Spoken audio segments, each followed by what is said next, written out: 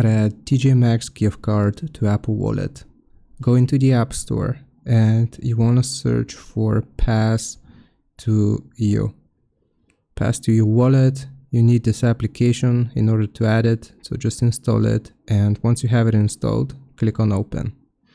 Now it's going to look like this, and here we will click on the orange plus sign in the bottom right and then apply a pass template.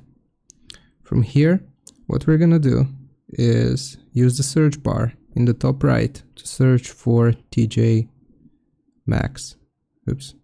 TJ Maxx. Okay. So it's going to look like this. You want to find the card that looks the most like yours. Usually it should be the one that has been applied the most times. So right here at the top, TJ Maxx gift card. So what we want to do is customize all of the different fields. So here in the balance, you type out the balance, for example, $50. You can do that. Boom, confirm. Okay, and this changes it. Gift card number, here's where you input the gift card number and PIN if there is one.